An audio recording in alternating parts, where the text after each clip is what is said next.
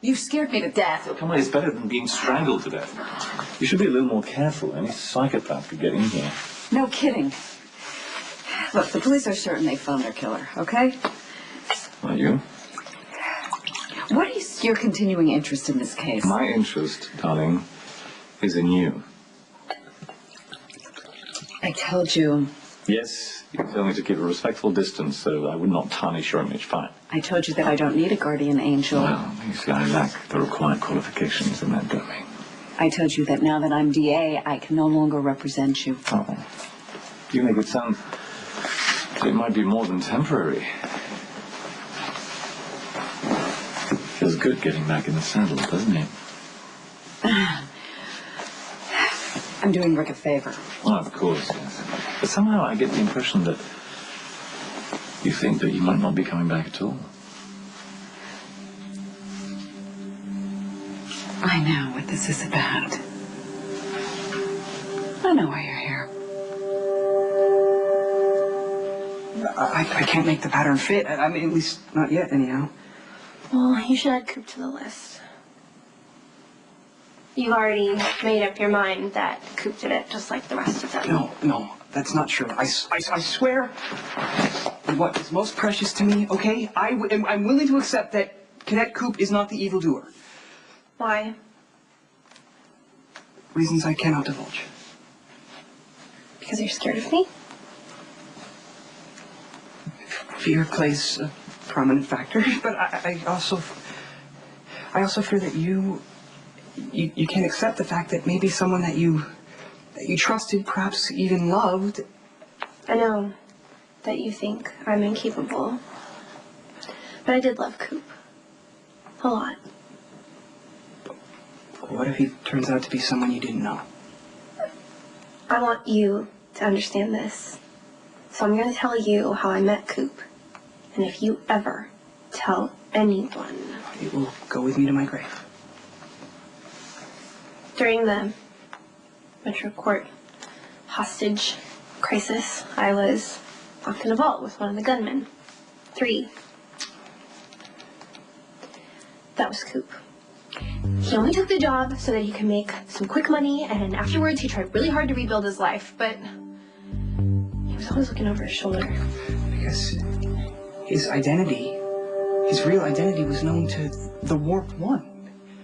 Mr. Craig, also known as Jerry Jacks. This is about the peers. You know this guy owns them, you want them, and I stupidly told you too much before, so I should have known that you had ulterior motives. What are you afraid of, darling? I'm sorry, Mrs. Spencer. That one too? They've all been rejected. Not possible. You could pay for this evening with cash while you sort this out. Cash? Who carries cash? People with no credit? I'd like to speak to Mr. Jacks, please. He's out of town. Fine, then get me Carly. Never mind. Just put her in the Quartermain account.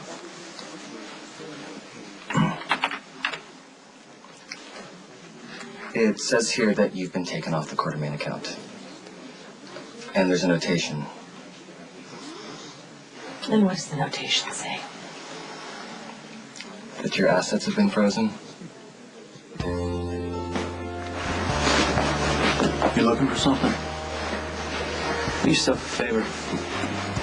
Keep your mouth shut. I just came in here to get something to eat, but I would love the excuse to hear some bones crack.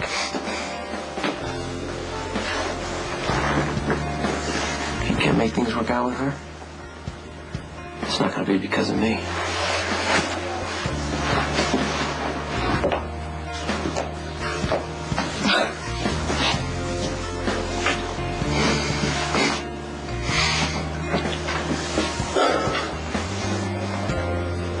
I hope she doesn't fall for that face of a Botticelli body, the Greek goddess line he used on every woman at the hospital.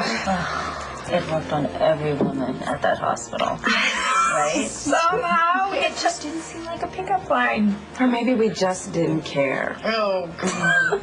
You know, here's to Layla, who's given it back to Patrick Drake for every woman at General Hospital.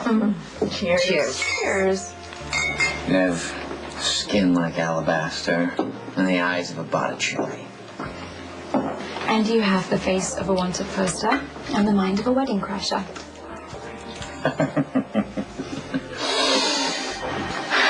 So, what do you think of the new staff member, Dr. Devlin? Another pretty boy surgeon, if you ask me. I don't think about him one way or another. But you do. You're thinking that you got yourself some serious competition. I just got the autopsy results back on Mrs. Quinn. There was no trace of the anemia drugs in her system. Because she wasn't taking them. She was taking them. Then her body didn't respond and she's got an abnormal absorption rate. Okay, you're not hearing me Robin, right I now? am hearing you. How can I not hear you? You're obsessing about this just like you're obsessing about having a baby.